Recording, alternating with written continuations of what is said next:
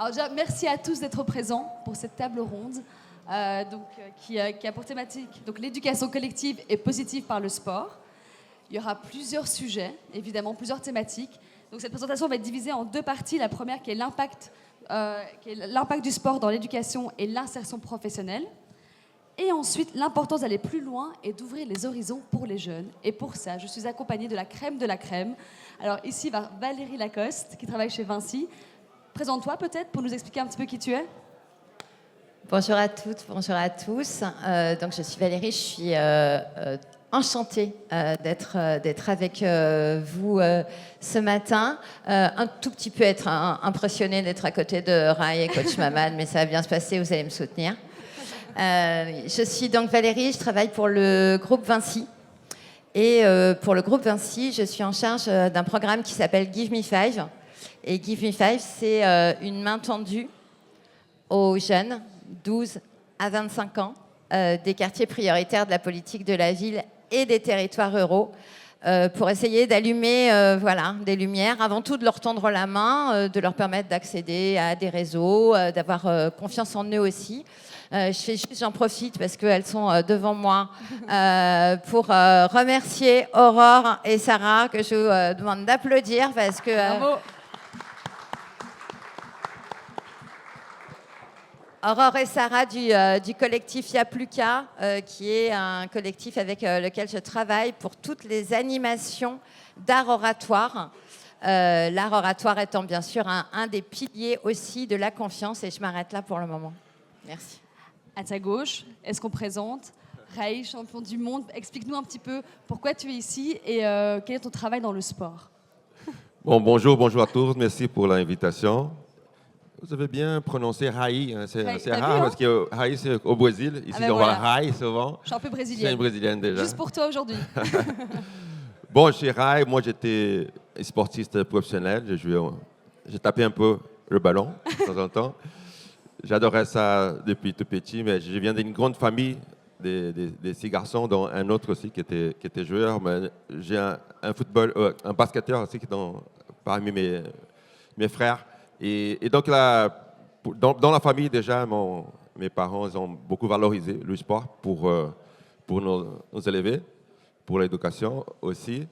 Et donc ça a été toujours présent. Donc j'ai suivi ma carrière de footballeur pour moins de 20 ans, un peu moins de 20 ans. Donc j'ai joué à São Paulo, 5 ans ici à Paris.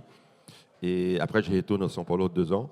Mais après ma carrière, j'ai fondé une association qui s'appelle Go de Letra, dont je vais parler aujourd'hui. Go de Letra, c'est un jeu de mots entre but pour l'éducation, donc ça tombe bien sur le cas d'utiliser le pouvoir des mobilisations, des communications du sport pour l'éducation, pour la formation, pour l'insertion professionnelle aussi.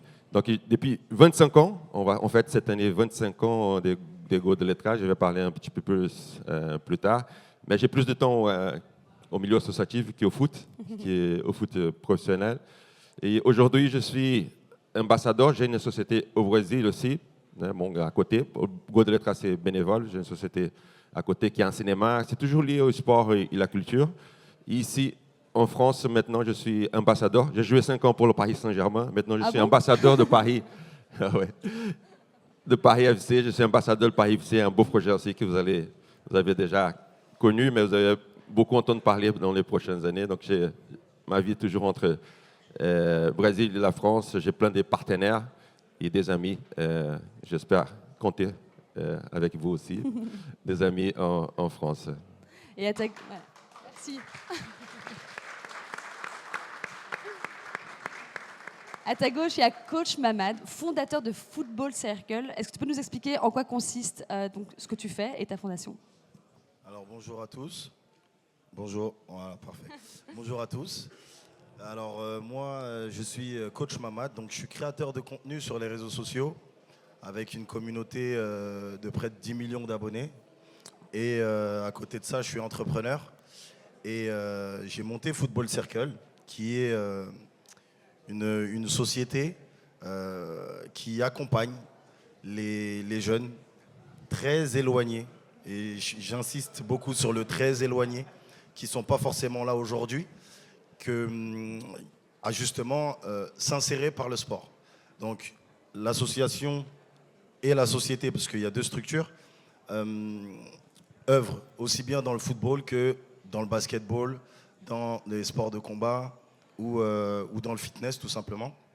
Et notre objectif, à notre humble niveau, c'est justement de sensibiliser un maximum de personnes à se remettre en mouvement et à croire en leurs rêves. Parce qu'aujourd'hui, malheureusement, on est dans un système qui facilite pas justement l'éducation et le sport. On a souvent tendance à les opposer.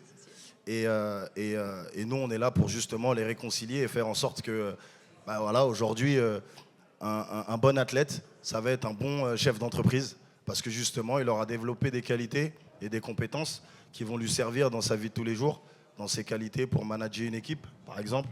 Donc, nous, on œuvre là-dessus, donc on fait pas mal de choses et on est aussi à l'international. Donc, on œuvre dans 13 régions en France et on est aussi à l'international, notamment au Brésil, aux États-Unis, aux Émirats et en Afrique et en Asie. Donc on fait pas mal de séjours, on fait pas mal d'événements, notamment des bootcamps, pour faire en sorte que justement un maximum de personnes soient sensibilisées à cette cause. Et juste pour information, je le dis comme ça tout de suite parce que j'ai tellement plein de choses dans la tête que je risque d'oublier. Là, actuellement, on est sur un programme où on est sur un recrutement de 100 personnes. Voilà, 100 personnes, où justement, on va les former. C'est une formation qui est rémunérée et ensuite qui débouche tout de suite sur de l'emploi. Et nous, on essaye de faire justement des choses concrètes qui parlent à tout le monde et puis d'avancer petit à petit à changer la vie des gens. Parce qu'on estime que la formation, c'est... on sauve des vies avec la formation. Voilà. On applaudit bien fort tout le monde. Merci beaucoup.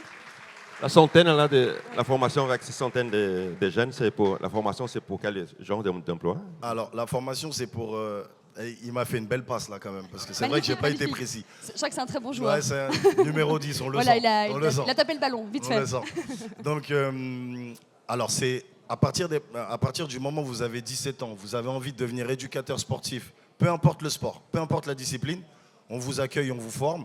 Et en plus de ça, nous, la spécificité de la formation qu'on donne, c'est qu'il y a des modules spécifiques, notamment sur la nutrition, la prévention des blessures, le média training et la santé mentale. Parce qu'aujourd'hui, on parle beaucoup de sport, mais ça fait du bien au cerveau. À la tête. Et donc, justement, on a incorporé tous ces modules pour faire en sorte que les éducateurs de demain soient responsables, parce qu'on met des éducateurs face à des enfants. Et quand on parle d'éducation, on ne peut pas faire n'importe quoi, donc voilà. Merci. Alors, on va directement commencer donc par l'impact du sport dans l'éducation et l'insertion professionnelle. Tu en as un petit peu parlé. Mais en quoi le sport peut être un vecteur de valeur? Quelle valeur on peut retirer du sport quand on le pratique? Qu'est-ce qui peut en ressortir? Coach? Encore moi? Ah ben tu peux, vas-y. On parle de discipline, on parle de respect, de coopération. Alors, le sport, c'est... en fait, on a tendance, comme je disais tout à l'heure, à mettre le sport d'un côté et l'éducation de l'autre. Mais aujourd'hui, dans ce qui se fait en règle générale, on remarque que, en fait, le cerveau d'un athlète, c'est comme le cerveau de quelqu'un d'un étudiant. Parce que justement, un étudiant, il a différentes échéances, et notamment, il va faire face à du stress. Il va faire face à pas mal de variables autour de lui. Et il doit pouvoir s'adapter et obtenir les meilleures performances possibles. Donc là, on parle de performance scolaire. Et justement, on n'a pas encore compris, en tout cas en France, malheureusement, c'est à mon grand désespoir, que c'est pas parce qu'on va passer beaucoup plus de temps assis sur les bancs de l'école qu'on va devenir plus intelligent. Quand on prend des comparatifs, sans aller trop loin, nos voisins européens, par exemple la Suède, ils ont école de 8h à 13h. Et puis ils font du sport. Ils font Tout à du fait, sport. exactement. Ils font du sport parce que justement, ça va développer la confiance, ça va développer l'estime de soi, ça va développer la cohésion avec les uns et les autres.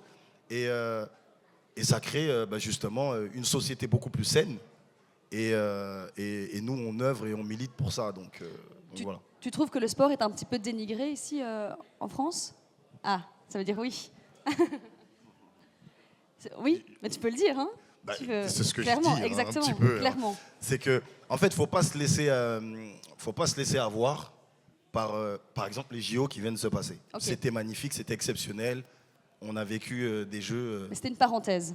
Déjà d'une, c'était une parenthèse, et de deux, ça concernait pas tout le monde. Tout le monde n'était pas concerné par ces JO, c'est une réalité.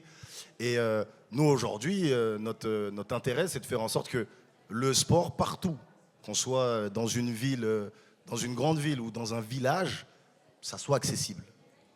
Donc on va dire oui, mais ça c'est accessible en France, tout le monde peut faire du sport, le système associatif est fait pour ça. Oui, d'accord, pas de souci. Mais quand on creuse un petit peu plus loin, on se dit, ben, ceux qui les encadrent, ben, ils sont dans une précarité exceptionnelle. On a eu le Covid, où on a vu beaucoup d'éducateurs sportifs dans les associations qui, malheureusement, ben, vu qu'ils étaient sous un système d'indemnité, ben, ils n'étaient pas couverts, ils étaient livrés à eux-mêmes. Et puis, il y en a beaucoup, on n'en parle pas assez, qui ne sont jamais revenus dans le milieu associatif en tant qu'éducateurs depuis le Covid. Parce que justement, c'était plus vivable.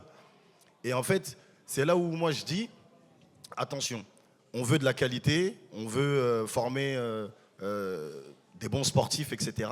Mais il faut nous donner les moyens de pouvoir faire ça. Sinon, c'est pas possible. Raï, toi qui as connu le foot de très très haut niveau, au niveau des valeurs, le respect, la discipline, tu as beaucoup appris grâce au foot, Oui, grâce au sport? j'ai beaucoup appris. Avec le foot et avec la fondation aussi, le travail de l'association Go de l'Etra, aussi avec les éducateurs, je suis tout à fait d'accord. Souvent, on met le sport à côté de l'éducation. On ne valorise pas à partir de profs d'éducation physique ou l'éducateur physique. Moi, je viens de finir un master à Sciences Po où j'ai pris mon expérience des 25 ans de l'association Go de l'Etra pour étudier ça, comment on peut faire un programme, hein, des politiques publiques, moi j'ai des politiques publiques, entre sectorielles, ça veut dire le sport avec l'art, le sport avec l'éducation, qu'on peut avoir une intégration, que ça soit considéré comme quelque chose d'intégré entre les activités. Parce qu'il y a le sport d'élite, hein, que moi j'ai fait partie, j'ai joué. Par exemple, les États-Unis sont le champion de médailles. Tout à fait. Mais ce n'est pas, par exemple, je donne l'exemple de la santé. Ce n'est pas le meilleur exemple de santé quand on se trouve de l'alimentation, nutrition. Donc, souvent, ici en France, comme vous avez dit, il y a il y a eu de super résultats, mais ça ne veut pas dire qu'au quotidien, le sport, il y a le sport d'élite, et après, il y a le sport amateur, pour l'éducation, pour les exactement, valeurs, tout à fait. pour la citoyenneté. Donc c'est là qu'il y a beaucoup plus large. Et là, j'ai rejoint aussi que c'est la formation. Hein, parce que on considère et on veut exploiter tout le pouvoir du sport pour la formation, pour l'éducation. Il faut être des bons profs, comme toutes les matières. Des bons profs qui ont une bonne formation, qui ont des qualités, qui ont une vision pédagogique, qui a quelqu'un qui l'accompagne, qui a l'expérience. Et là, tu peux quelque chose parfois on ne voit pas parce que c'est pas le sport de visibilité, d'élite, mais c'est ça qui va construire une citoyenneté, une société beaucoup plus juste. Donc, trouver ces valeurs. Moi, je donne mon exemple personnel hein, pour parler des valeurs. Moi, j'étais déjà, quand j'étais jeune, entre 10 ans et 15 ans, j'étais très, très, très timide. Ok. Et, On a du mal à l'imaginer. mes amis faisaient même le bowling avec moi. Et moi, j'étais rouge. Dans la classe, quand on demandait de lire un texte pour tout le monde, moi, je tremblais, je commençais j'arrivais pas. Et avec le sport, ça m'a commencé à donner plus de confiance. Et quand je parle, même mes amis aujourd'hui, quand j'avais 15 ans, mes amis d'enfance, ils n'ont jamais imaginé que je serais devenu capitaine de São Paulo FC, capitaine de Paris Saint-Germain et capitaine de l'équipe nationale du Brésil pendant une Coupe du Monde. Donc c'était le leader, quelqu'un qui était timide, presque malade de timidité. Et c'est grâce au sport qui m'a donné cette confiance. Et bien sûr, le côté collectif, pour avoir, j'ai toujours dit, tous les groupes et les équipes que j'ai eues qui a eu des bons résultats, c'est quand on a construit une bonne ambiance ensemble, sinon ça ne marche pas. Pour être les meilleurs joueurs du monde, si tu n'as pas une vision collective, tu ne vas jamais arriver au bout. Donc le sport, c'est un gros exemple, c'est la pratique de ce qui se passe à la société. Quand on met tous ensemble, quand on veut construire un objectif ensemble collectif, c'est là qu'on arrive à des bons résultats. Valérie, j'ai l'impression... Ouais.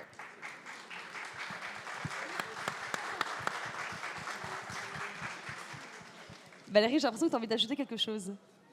Oui, et de rebondir aussi, parce que j'ai entendu parler de formation, de politique publique, et j'ai entendu parler de collectif, donc ce sont Oui. des mots-clés sur lesquels on peut rebondir. Effectivement, le sport, c'est une composante essentielle du vivre ensemble. Tout à l'heure, lorsque j'ai commencé à vous parler du programme Give Me Five, il y a plein d'objectifs à ce programme. Bien sûr, c'est de l'orientation et de l'insertion professionnelle. Donc l'idée, c'est évidemment d'accompagner des jeunes vers l'emploi, un emploi si possible durable ou un parcours professionnel durable, évidemment. Ça, c'est la première partie et c'est essentiel. C'est aussi une action de responsabilité sociétale parce qu'en tant qu'entreprise, on a une responsabilité. L'État a des responsabilités, on l'a évoqué, on n'a pas évoqué le ministère de l'Éducation nationale, mais à demi-mot. Give Me Five est aussi un partenaire du ministère de l'Éducation nationale. Et ce qui est important, c'est que tous ensemble, on puisse travailler avec le même objectif. À la fois le monde associatif, à la fois évidemment les entreprises privées, comme celle que j'ai l'honneur de représenter, mais aussi toutes les collectivités publiques. Donc c'est ensemble, partenaires, privés, publics, associations, qu'on va pouvoir faire quelque chose pour faire en sorte que le sport, parce que c'est vrai, parce que tout le monde le sait, parce que tous les gens qui ont pratiqué le savent dans leur corps, dans leur tête, qu'on va pouvoir faire en sorte que le sport, oui, soit un levier aussi de cohésion sociale et de collectif. Parfait. Tu me fais une très belle passe décisive en dehors du travail collectif.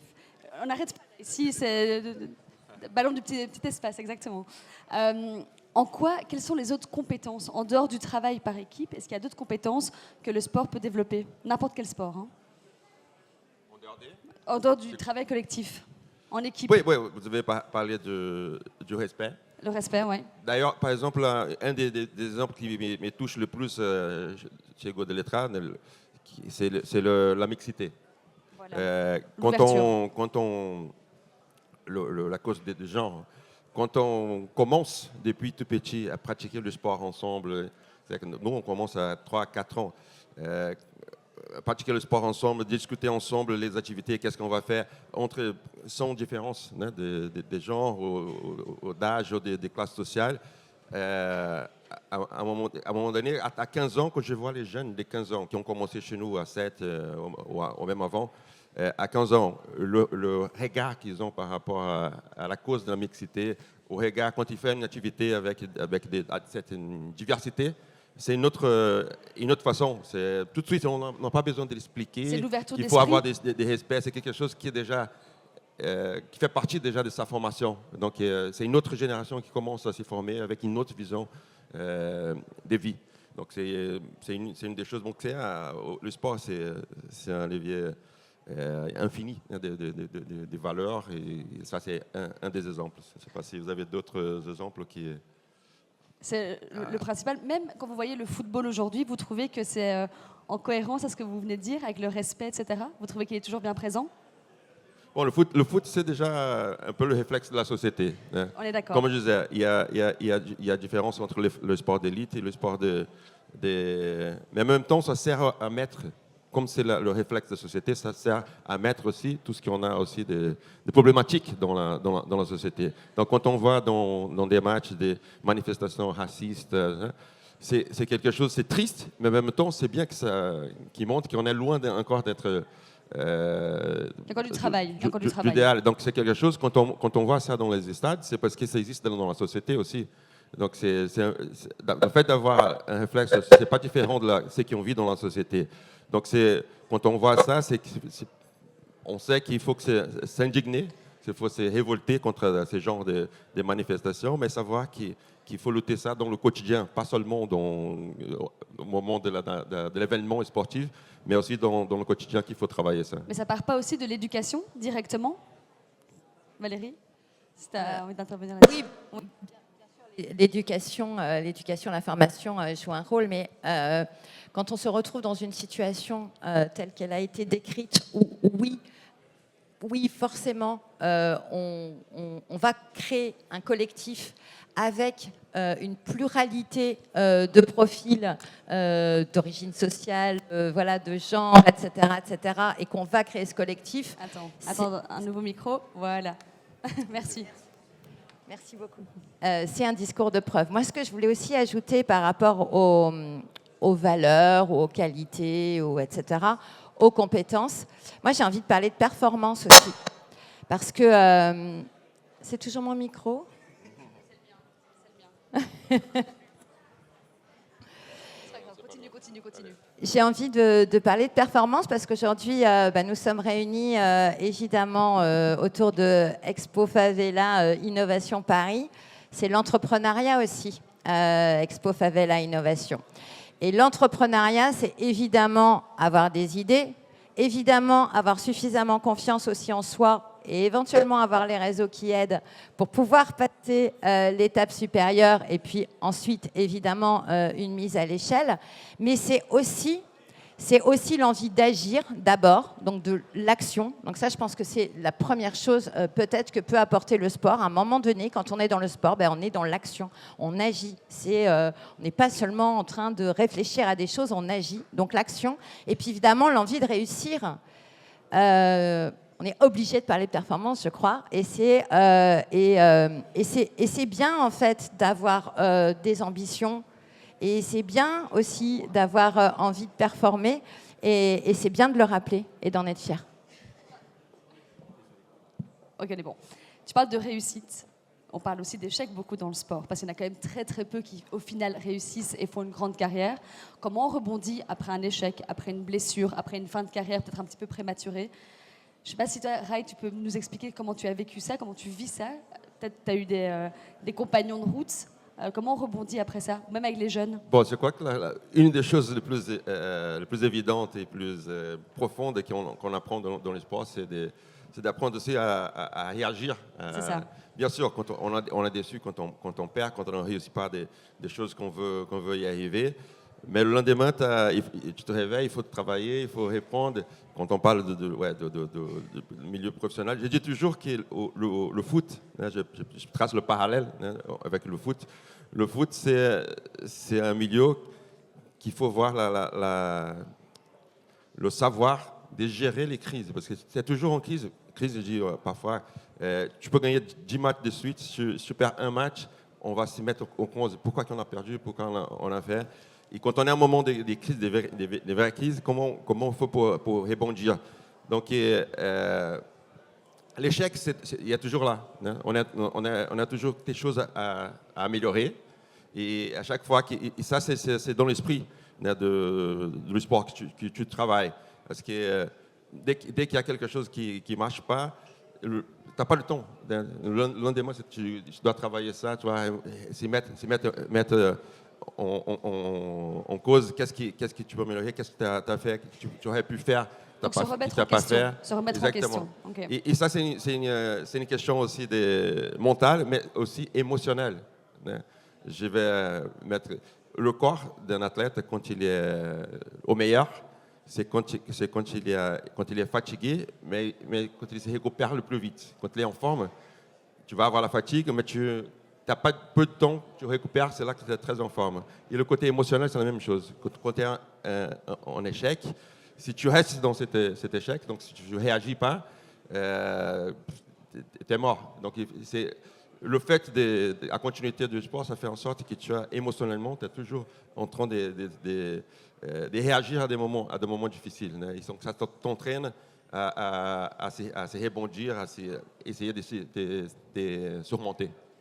C'est qu'il t'améliorer, bien sûr. Coach, toi, tu parlais aussi de santé mentale. Par rapport à l'échec, forcément, c'est extrêmement lié. Comment tu expliques ça à tes jeunes? Comment tu leur expliques comment rebondir et aller de l'avant? Alors, nous, toutes les personnes qu'on accompagne, on leur explique une chose qui est très simple. Ça va vous paraître très futile, mais à partir du moment où on a commencé justement à ancrer cette idée-là, ben, en fait, on a déjà fait 80% du travail. Ok. On leur dit, tout simplement, l'échec fait partie du processus. Si tu tombes pas, tu vas pas comprendre. Donc il faut que tu Ah, tombes. carrément. Ah ouais, ouais. On Donc va tu es là- obligé on va de là-dedans. chuter et de On va connaître là-dedans. l'échec. Ok. Pourquoi? Parce que c'est là où tout de suite tu vas pouvoir travailler sur l'après et sur la réaction et sur comment je vais pouvoir rebondir derrière. Comment je vais pouvoir rebondir? Comment je vais analyser ce que j'ai fait de bien et comment je vais pouvoir améliorer les choses que j'ai moins bien fait. Et aujourd'hui, personne se lève le matin en voulant perdre. Personne. On se lève le matin, on a un mental de winner, on a envie de gagner, on a envie de réussir tout ce qu'on fait. C'est logique. Donc, partant de ce principe-là, oui, on ne va pas tout réussir, certes, mais on aura réussi pas mal de choses. Et c'est sur ces choses-là qu'il faut capitaliser et qu'il faut construire le reste. Donc nous, c'est ce qu'on fait et c'est d'y aller étape par étape.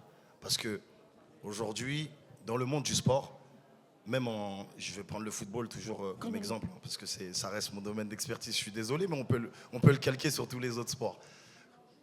Quand il y a un U6 qui vient, un jeune de 6 ans qui vient, il ne va pas s'identifier aux seniors ou aux vétérans du club. Non, il va s'identifier à Monsieur Rai, à Kylian Neymar, Mbappé, ouais, à c'est Kylian Mbappé, etc. Donc tout de suite, lui, il voit là-haut, tout là-haut, tout là-haut. Comment on arrive à faire en sorte de justement créer un petit parcours, un chemin pour lui, pour que déjà, il se fasse plaisir dans sa pratique, parce que ça reste la base. Quand il vient faire son sport, c'est pour se faire plaisir. Et surtout qu'il progresse. Et effectivement, on peut parler de performance.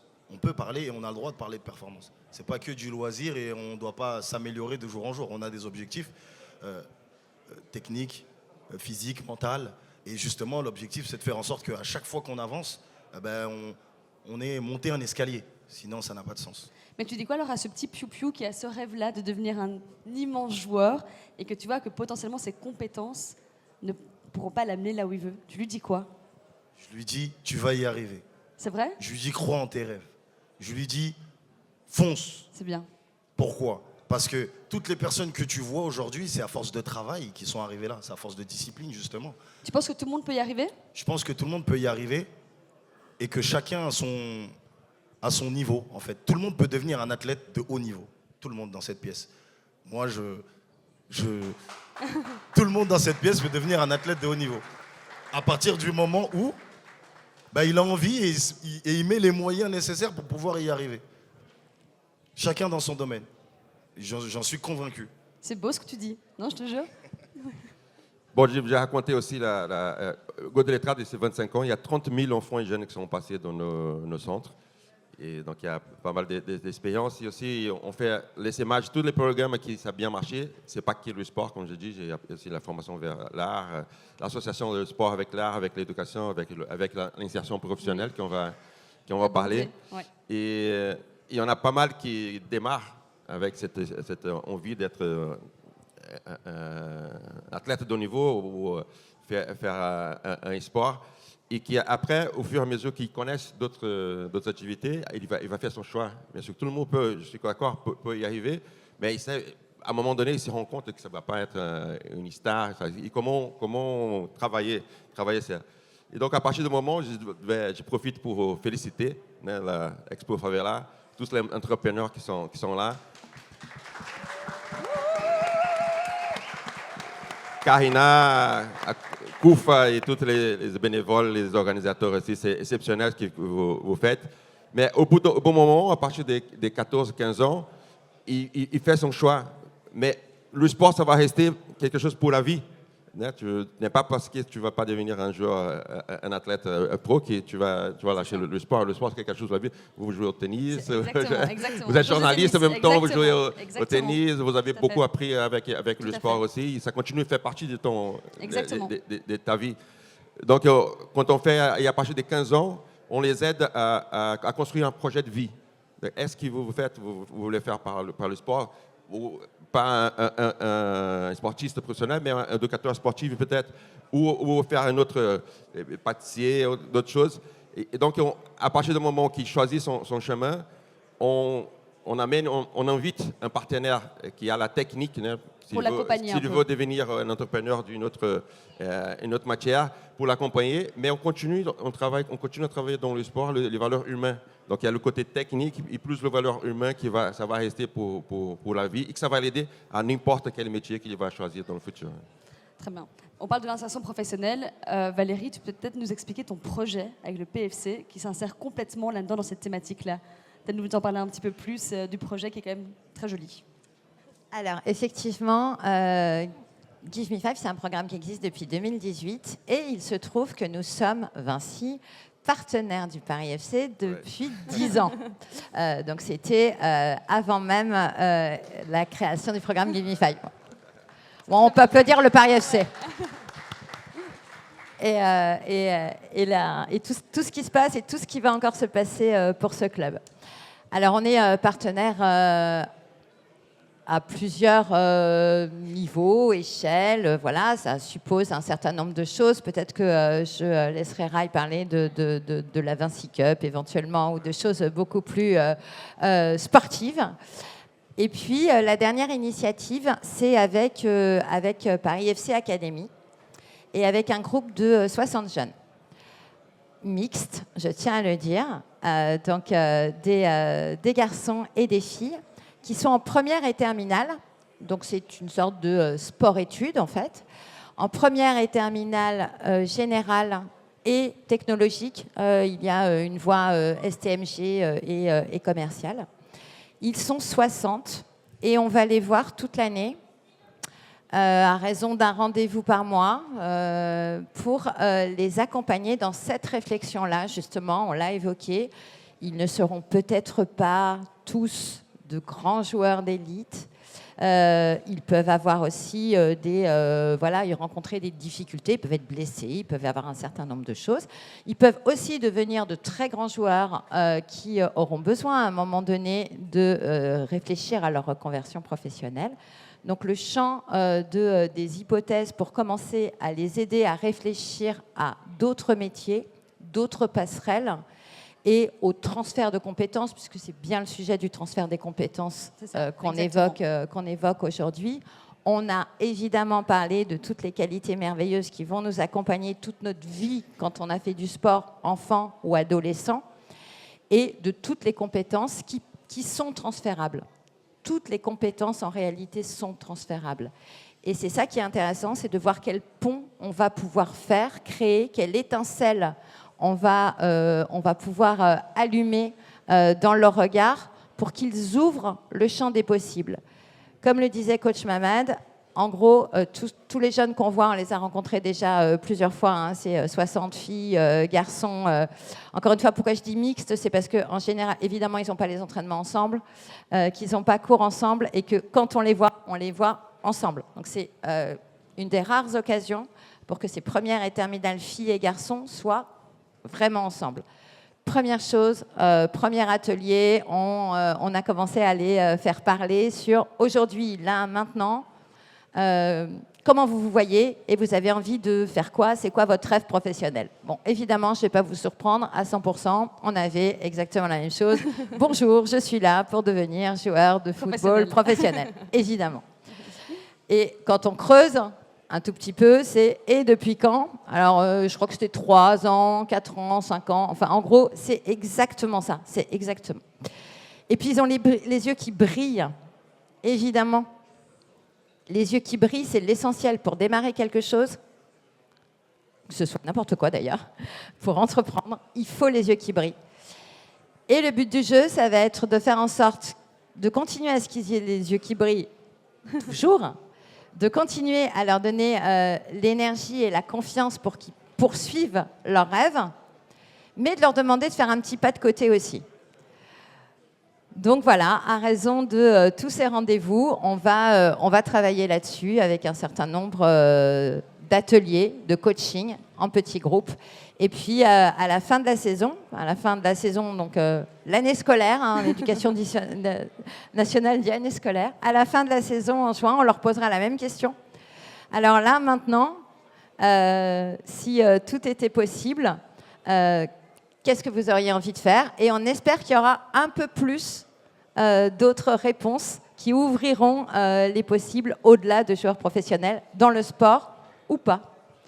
Comment on les rassure, ces jeunes, en leur disant que leurs compétences, ils peuvent les transférer vers un autre métier qui tourne peut-être ou pas autour du sport? Écoute, je vais raconter encore ma expérience personnelle. Moi, j'ai eu du succès dans le foot, tout ça, dans le sport. Et à un moment donné, on arrête. Donc, à 35 ans, très jeune, et on n'a pas d'expérience dans d'autres milieux. Et moi, j'ai aujourd'hui une société, entrepreneur social et entrepreneur privé aussi. Et moi, j'avais aucune expérience, ni pour le social, ni pour le privé dans une société. Et déjà, il faut l'humilité d'apprendre, de savoir que tu n'as pas d'expérience, tu as du succès, notoriété, mais tu n'as pas d'expérience.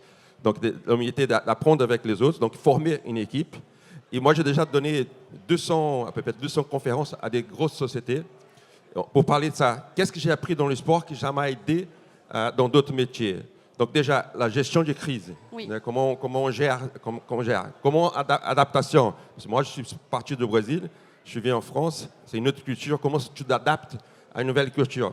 Quand tu racontes ça, de cette adaptation à une nouvelle culture, il y a les cultures de la société aussi. Quand tu sors d'une société, une petite société, tu vas à une grande société, c'est une autre culture. Et si tu ne l'adaptes pas et tu ne respectes pas cette histoire, à l'humilité de respecter cette histoire et savoir après comment tu peux contribuer pour aller encore plus loin pour toi et pour la société. Donc il y a plein de choses qui... le leader, comment faire pour le leader, travailler en équipe, c'est toutes choses. Et moi, je dis toujours dans ma carrière, mon plus grand patrimoine, ce n'était pas l'argent. C'est ce que j'ai appris. Parce qu'aujourd'hui, avec la crédibilité, le respect et savoir travailler en équipe, donc quand tu ne connais pas un métier, mais tu sais monter une équipe avec plusieurs compétences différentes pour construire un projet en commun, collectivement.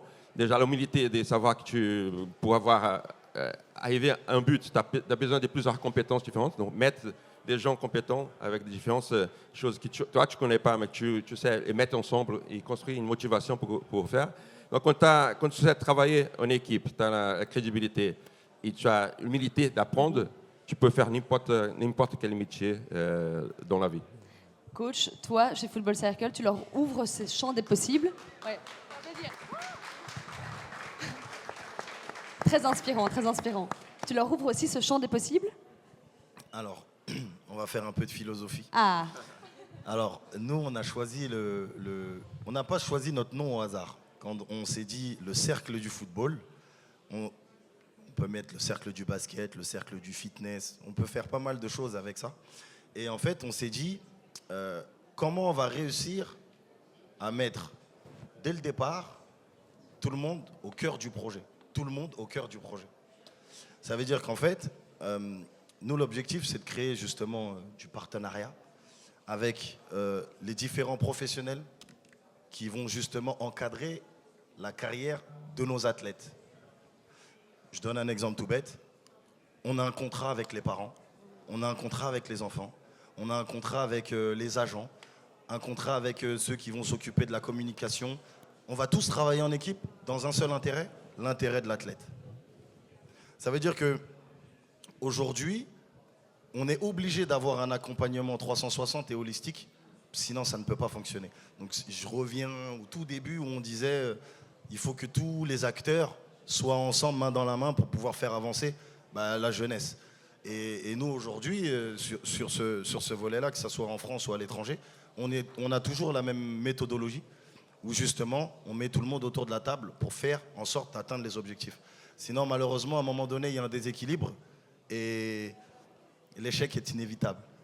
Voilà. Carrément. malheureusement, quand on part avec un déficit, à un moment donné, on va le payer. Et nous, notre objectif, c'est justement faire en sorte que tout ce qu'on fait quand on dit nutrition, prévention des blessures, etc., quand tu vas arrêter ta carrière de sportif, ça va quand même te servir. Tout à fait. Donc, justement, on travaille avec des professionnels parce que tout le monde ne va pas devenir joueur professionnel dans sa discipline. Ça veut dire que ça se travaille maintenant, ça ne se travaille pas après. C'est comme quand on demande à nos enfants de choisir en 3e, c'est quoi ton orientation là? Tu vas faire quoi? On est beaucoup trop jeunes. Mais Déjà, on est beaucoup déjà- trop jeunes, mais il faut le préparer Mais oui. beaucoup plus tôt. Il faut Mais oui. qu'ils aient des expériences, il faut qu'ils testent, il faut qu'ils touchent un petit peu à plein de choses. Donc du coup, nous, on s'est dit, bah, tout de suite, on va mettre, justement, avec un programme de mentorat sportif, tout de suite, on va mettre des professionnels dans le monde du sport dans la boucle, pour faire en sorte que, bah, voilà, il y a footballeur, il y a basketteur professionnel, mais tu sais, il y a journaliste sportif. Oui. Il y a un son, il y a travailler dans l'audiovisuel, il y a La kiné, il y a la communication. communication, il y a le médical, il y a plein de choses. Et c'est justement, je reprends l'expression, ouvrir le champ des possibles, tout simplement. Donc, avec le cercle du football, on crée un cercle de confiance pour faire un cercle vertueux. Oh là là, oh là là.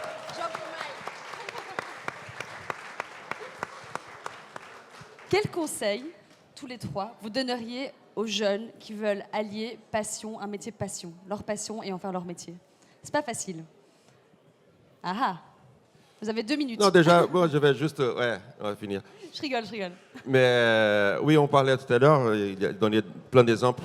Mais quand tu as un sujet qui t'est passionné, sur la musique, sur le sport, mais quand on prend le sujet du sport, tu es passionné, tu veux travailler dans le foot, dans le sport en général, travailler dans le sport en général, mais tu n'as pas des compétences pour aller jusqu'au au niveau que tu aurais envie. Tu as plein de métiers à côté pour être, on a donné l'exemple de journaliste, éducateur physique, il y a des moniteurs, même des moniteurs sportifs, avoir une école de foot. On peut travailler des domaines infinis. Aujourd'hui, la technologie, le recruteur, il y a plein de... Donc, si tu es passionné pour quelque chose et tu veux lier, dire, ah oui, je suis un peu déçu parce que je n'arrive pas à travailler dans le sport, donc je vais faire d'autres choses. N'importe quelle chose qui était doué pour le faire, plus doué que le sport, tu peux adapter pour faire au milieu que tu es passionné. Hein? Donc, j'imagine que tu es passionné par le sport. Exactement, depuis que je suis comme ça. Et tu es journaliste sportif et tu travailles tout à fait. avec le sujet que tu es passionné. C'est parce que je savais que je ne pouvais pas être une grande tenniswoman que je me suis tournée vers le journalisme sportif. C'est exactement pour ça. Donc, tu as gardé ton métier et passion. Exactement. Et ça, c'est une chose que j'ai appris aussi. Le meilleur entraîneur du monde que j'ai eu, c'était un Brésilien, Télé Santana, lui, comme c'était un des meilleurs du monde de tout le temps, bien sûr qu'il avait plein de compétences. Et quand on me demande qu'est-ce qui était sa compétence, la meilleure compétence qu'il avait, c'est la passion. Qu'il passait par à chaque mot qu'il disait pour passer l'information sur le foot, on voyait que c'était un idéaliste de foot, qui voulait le beau football. Donc, cette passion et qui faisait que nous, on croyait à ses idées. C'est pas plus que ses idées, c'est sa passion qui faisait toute la différence. Donc, quand on fait quelque chose qu'on est passionné, la chance d'y arriver, ça multiplie. Pas mal. Excellent. Valérie, tu dirais quoi à ces jeunes? Alors, ou moins jeunes?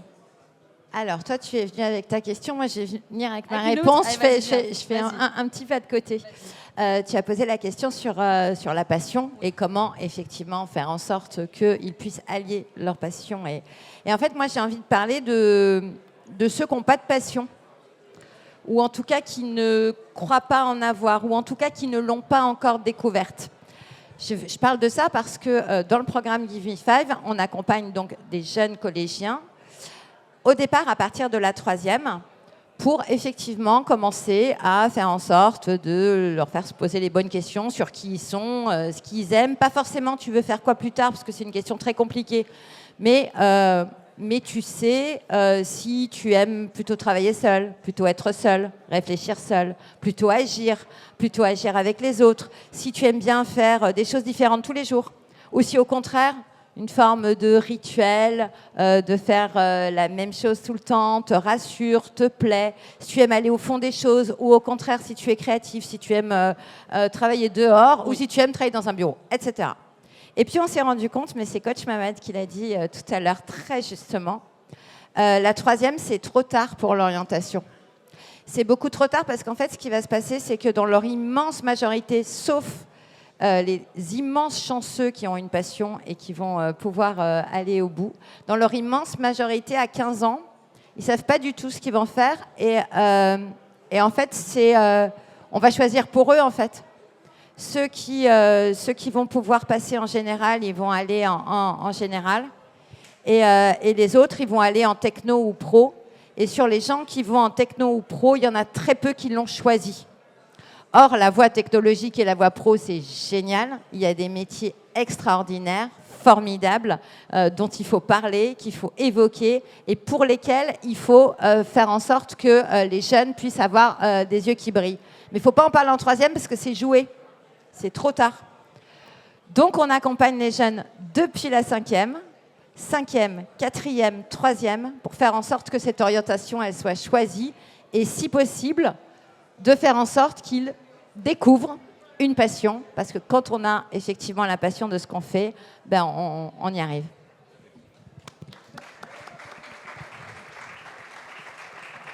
Coach, on fait un peu de philosophie là-dessus? Allez, on est reparti. Alors, moi, je dis souvent aux jeunes, enfin, avant de leur dire quoi que ce soit, je leur parle de mon expérience.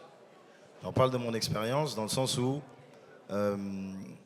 j'ai eu un parcours très compliqué, sans rentrer dans les détails. Très compliqué, et j'étais fâché avec l'école, j'étais fâché avec l'éducation. Et j'ai arrêté l'école au bout de la... Allez, sortie de troisième, je cherchais ma voie.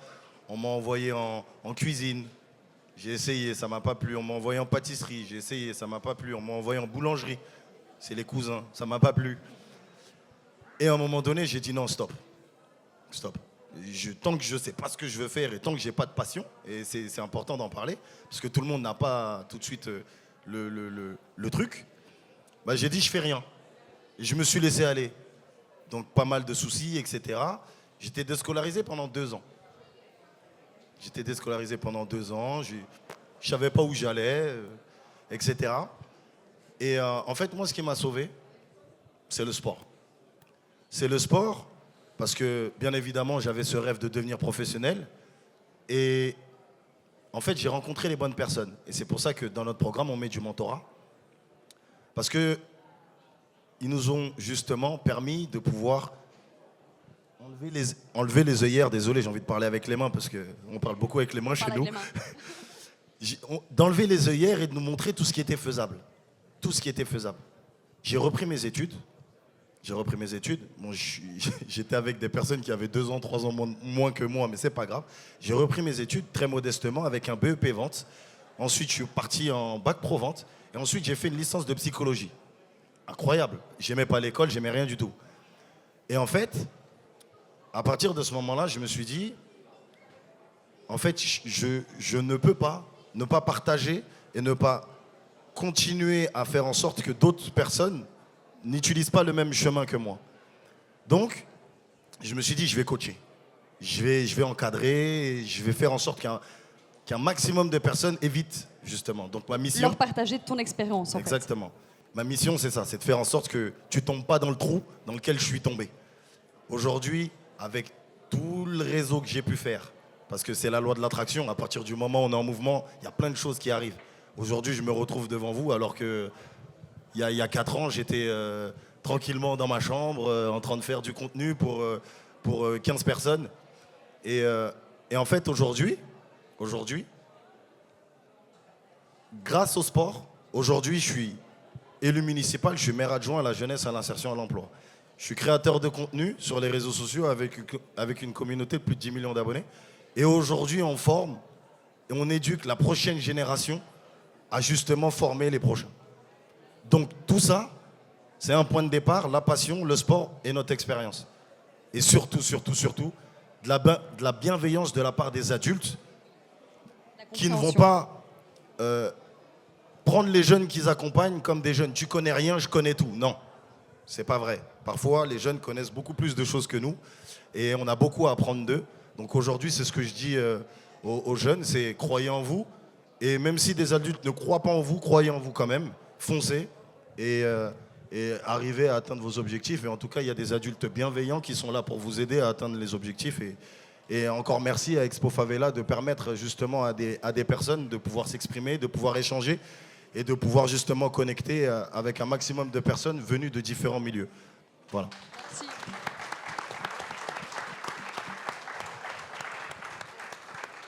Est-ce que l'un d'entre vous a une question à poser à l'un des intervenants? Ah, là. Attends. Je pense que le micro va arriver. Oui. T'inquiète, une. C'est trop intéressant. Une question.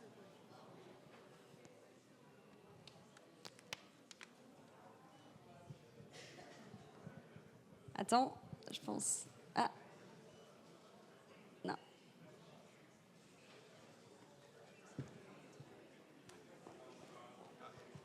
Voilà, merci. 1, 2, parfait. Voilà.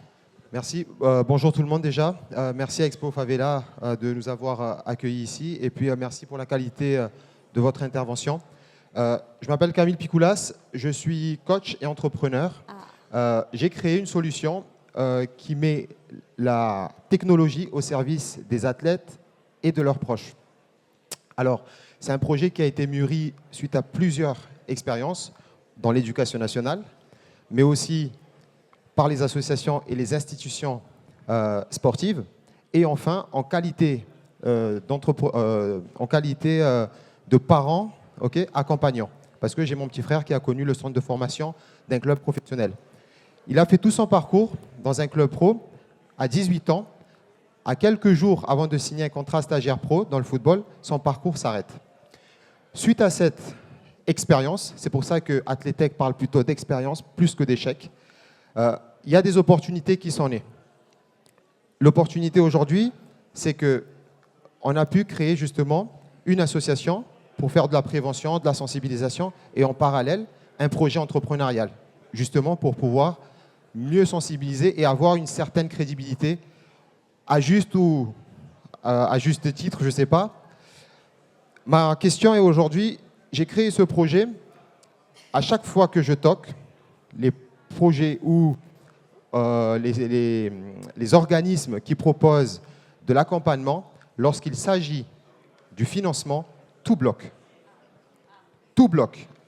Aujourd'hui, j'ai postulé, je peux vous citer, j'ai postulé, je suis passé par les différents incubateurs. Alors, ça c'est ingrat de les citer, puisque l'objectif pour nous aujourd'hui, c'est de se dire, OK, nous les jeunes des QPV, ce qu'on décide de faire, c'est de regarder de l'avant, c'est regarder l'avenir. Aujourd'hui, concrètement, qu'est-ce qu'il y a comme actions qui sont mises pour ces entrepreneurs-là? Aujourd'hui, on est sur un projet sportif. En tout cas, merci beaucoup, parce que j'arrive à visualiser, à me projeter à travers ce que vous nous avez exprimé aujourd'hui. Donc, j'ai peut-être une question pour Madame. Qu'est-ce que Vinci met en place? C'était sûr. Exactement. On se regardait, on savait. Parce que Coach Mamad, on le connaît. C'est ça, quand Ben justement, peut-être qu'accompagner, mentorer ces athlètes-là.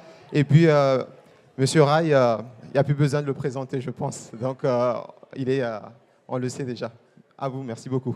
Après, je vais quand même lui passer la parole après parce qu'il y a les fondations aussi qui sont là aussi pour aider des projets. Alors, pas forcément celle-là, mais en l'occurrence, voilà, des fondations d'entreprises. Oui, donc sans surprise, quand il s'agit effectivement d'investir, on pense à l'entreprise. Mais c'est aussi le rôle de l'entreprise, donc c'est normal et assez évident. Alors, il y a plusieurs choses. D'une part, il y a effectivement les fondations d'entreprise. Donc ça, je ne sais pas si vous avez essayé d'aller voir sur le terrain de toutes les fondations d'entreprise. Chaque fondation d'entreprise, logiquement, a un objectif et donc va s'inscrire dans une logique. Donc certains, ça va être effectivement l'emploi, d'autres le handicap, d'autres l'écologie, etc., etc.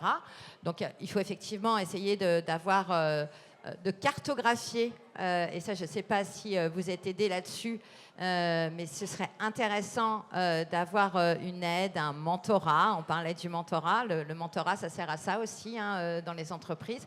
Trouver quelqu'un qui vous accompagne, qui vous donne la main pour vous donner un peu de méthodologie. Effectivement, la première chose, ça va être de cartographier toutes les possibilités en matière de financement, qu'elles soient publiques, parce qu'il y a aussi des financements publics, ou qu'ils soient privés, ou à travers des fondations.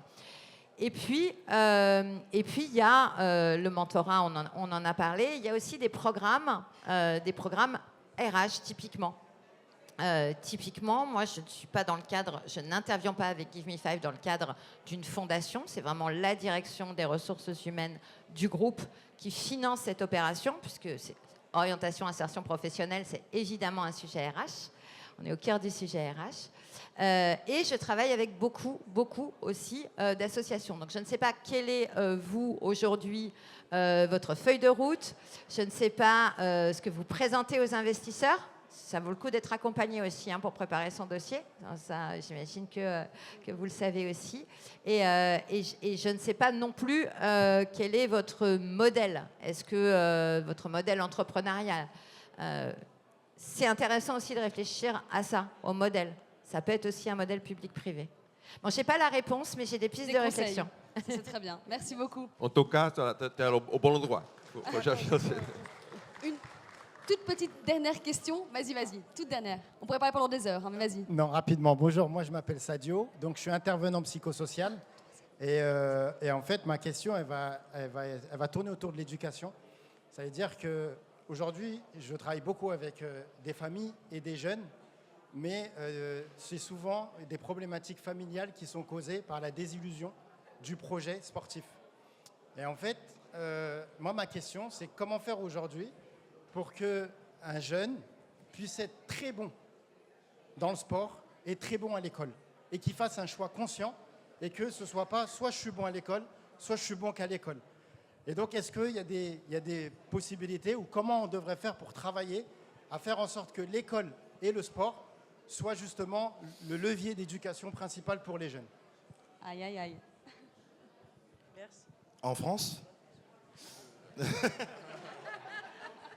En France, il faudrait, comme je disais tout à l'heure, faire en sorte que tous les acteurs, les décisionnaires, vraiment, donc le ministère de l'Éducation, le ministère des Sports, les acteurs associatifs, les associations qui œuvrent ou les entreprises qui œuvrent justement sur ces sujets-là, puissent justement travailler main dans la main et proposer un parcours. Parce qu'effectivement, on a parlé d'élite, on a parlé de professionnels, mais qu'est-ce qu'on fait du reste? Qu'est-ce qu'on fait du sport amateur qui, soit dit en passant, sans le sport amateur, il n'y a pas de sport professionnel. Et on arrive à faire de la magie, c'est ce que je dis aux éducateurs, ils arrivent à faire de la magie avec le peu de moyens qu'ils peuvent avoir. Et si on arrive justement à faire en sorte que on fasse plus du bricolage et qu'on mette vraiment les moyens dans le sport amateur, d'avoir des parcours pour les éducateurs, des formations pour les parents, c'est important parce qu'il y a aussi ce fléau des parents qui misent sur leurs enfants comme si c'était du loto tout simplement. Donc il y a tout un programme, il y a tout un champ qu'il faut aller travailler. Nous on est prêts en tout cas. Maintenant j'espère que vous avez tous pris votre téléphone, vous taguez ce soir parce que c'est comme ça que ça se passe, la communication. On tag ministère de l'Éducation, on tag toutes les politiques du monde entier et puis on essaye d'avancer tous ensemble. Merci Moi, beaucoup. Vas-y, juste Ray. Dernier mot. Vas-y. pour compléter la réponse. Bon, donner un exemple. Aux Jeux Olympiques de Londres, ici en France, c'est la même chose. En Angleterre, ils ont augmenté. Moi, j'ai fait des études de cas pour mon master. En Angleterre, ils ont augmenté 3 ans avant 3-4 ans avant les Jeux Olympiques et les heures de sport dans l'école. Et à la fin, ils ont mesuré, ils ont vu que les élèves ont amélioré en maths, en anglais. Donc, c'est l'intégration du sport dans la stratégie pédagogique qui va faire en sorte qu'ils qu'on peut améliorer dans le sport. Et c'est un qui va appuyer l'autre. Merci beaucoup, merci beaucoup. On a fini. On pourrait en parler pendant des heures, je sais, je suis vraiment désolée. Mais on doit absolument clôturer maintenant. J'espère que vous avez apprécié. On applaudit tous nos 3 intervenants, Coach Mamad, Raï et Valérie Lacoste. Merci à tous d'avoir participé. J'espère que vous avez appris des choses. Moi, j'en ai appris beaucoup, donc merci beaucoup. Et ça continue. Voilà, merci beaucoup.